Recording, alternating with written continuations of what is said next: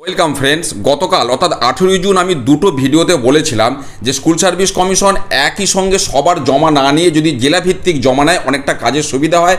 পাশাপাশি এটাও বলেছিলাম 30 জুন এসএসসি থেকে যে বিজ্ঞপ্তি দিয়ে টেটের সার্টিফিকেটগুলো লাইফ টাইম ভ্যালিডেট করে দেওয়া হয়েছিল, তারপর আবার কি প্রয়োজন পড়লো। আজকে 19 জুন স্কুল সার্ভিস কমিশনের বিজ্ঞপ্তিতে তারই রিফ্লেকশন আমরা দেখতে পাচ্ছি এবং পরিকল্পনাহীন কাজের যে ফলাফল হয় সেটাই কিন্তু পরিলক্ষিত হচ্ছে, অর্থাৎ বারবার বিজ্ঞপ্তি এরপর দিতে হচ্ছে।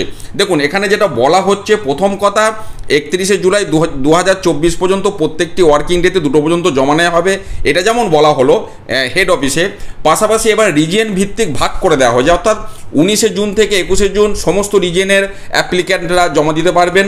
24 জুন থেকে 28 জুন নর্দার্ন আর ইস্টার্ন রিজিয়ন, 1 জুলাই থেকে 5 জুলাই ওয়েস্টার্ন এবং সাউদার্ন রিজিয়ন, 8 জুলাই থেকে 12 জুলাই নর্দার্ন এবং সাউথ ইস্টার্ন রিজিয়ন, 15 জুলাই থেকে 19 জুলাই ওয়েস্টার্ন এবং ইস্টার্ন রিজিয়ন, 22 জুলাই থেকে 26 জুলাই সাউথ ইস্টার্ন আর সাউদার্ন রিজিয়ন, আবার 29 জুলাই থেকে 31 জুলাই অল রিজিয়ন, সমস্ত রিজিয়নের মানুষজন জমা দিতে পারবেন। এটা হলো এক প্রস্ত বিষয়।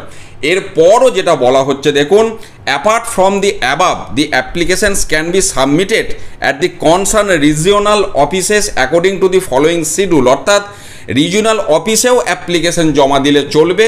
সেক্ষেত্রেও এখানে আমরা বলে দেওয়া হয়েছে নর্দার্ন রিজিয়ন অফিস মালদার ঠিকানা, ওয়েস্টার্ন রিজিওনাল অফিস বাঁকুড়ার ঠিকানা, ইস্টার্ন রিজিওনাল অফিস বর্ধমানের ঠিকানা পূর্ব বর্ধমান, সাউদার্ন রিজিয়নের অফিস কলকাতা আর south eastern regional office Barasat, এবং প্রত্যেক ক্ষেত্রেই ডেট দেওয়া হয়েছে 15 জুলাই থেকে 31 জুলাই 2024 পর্যন্ত।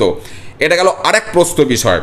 শেষ যেটা বলা হচ্ছে, দেখুন যে স্কুল সার্ভিস কমিশন 30 জুন 2023 যে বিজ্ঞপ্তি দিয়েছিল, যেটা এখনও ওয়েবসাইটে আছে, গতকাল আমি সেটা তুলেও ধরেছিলাম, সেখানে ক্লিয়ারলি যেটা বলা আছে, clearly stating that as per NCT memo number বলেছে 9 জুন 2021, আমি গতকাল এগুলো সব ব্যাখ্যা করেছি, as well as memo number dated 13 June 2023 of school education department government of West Bengal দিয়ে যেটা বলছে, দেখুন, TET qualifications have become valid for life time, অর্থাৎ আগের বিজ্ঞপ্তি অনুযায়ী লাইফ টাইম ভ্যালিড হয়ে গেছে।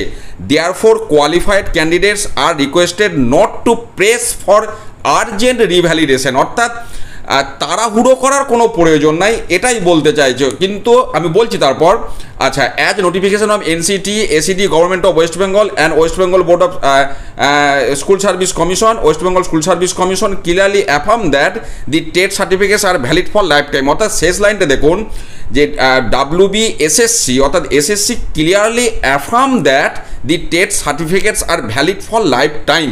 তাহলে আবার স্ট্যাম্প মারার কী প্রয়োজন পড়লো? যদি শেষকালে এই কথাটা বলেই দেওয়া হলো যে 30 জুন 2023 যে বিজ্ঞপ্তি দিয়েছি, যে বিজ্ঞপ্তি যেটা নিজে থেকেই বলতে চাইছে, বিজ্ঞপ্তিটার যা বক্তব্য যে TET certificates are valid for life time, তাহলে আবার সবাইকে নিয়ে এসে স্ট্যাম্প মারার কী প্রয়োজন পড়লো? এটা এখনও বোঝা গেল না যে আবার তাহলে এত ভাগ ডেট ইত্যাদি ব্যাখ্যা করে কী প্রয়োজনটা পড়লো। একবার বলা হচ্ছে রিজিওনাল অফিসে বিভিন্ন রিজিওনাল ভিত্তিক তারিখ দিয়ে দেওয়া হলো যে রিজিয়ন ভিত্তিক মেন অফিসে জমা দেবে, আবার বলা হচ্ছে রিজিওনাল অফিসেও জমা দিলে চলবে, আবার বলা হচ্ছে যে ওই বিজ্ঞপ্তির বলে TET certificate valid for life time, তা সত্ত্বেও আবার স্ট্যাম্প দেওয়ার প্রয়োজন। কিন্তু বলছে হ্যাঁ, তাড়াহুড়ো করা বা তাড়াহুড়োর জন্যে প্রেসার ক্রিয়েট করার কোনো প্রয়োজন নেই। অর্থাৎ এখনও একটা সেই অস্বচ্ছতার ব্যাপার কিন্তু রয়েই যাচ্ছে প্রত্যেকটা বিষয়ের মধ্যে। আমি এখনও বলছি 30 জুন 2023 যে বিজ্ঞপ্তি এসএসসি থেকে দেওয়া হয়েছিল সেটাই কিন্তু যথেষ্ট প্রত্যেকের টেট সার্টিফিকেটকে লাইফ টাইম ভ্যালিডেশনের জন্য, অর্থাৎ পুরনো যে সার্টিফিকেট তার সাথে ওই বিজ্ঞপ্তিটা একসাথে রাখলেই সেটা প্রমাণ করে যে ওই সার্টিফিকেটটা লাইফ টাইম ভ্যালিড। তারপরেও যে কি প্রয়োজন পড়ছে এটাই কিন্তু আমার মাথায় এখনও পর্যন্ত ঢুকলো না। কালকে আমি কিছু বলার চেষ্টা করেছি, আপনারা হয়তো শুনেছেন। যাই হোক, আমি এই ভিডিও এখানেই শেষ করলাম। ভালো থাকুন, সুস্থ থাকুন, ধন্যবাদ।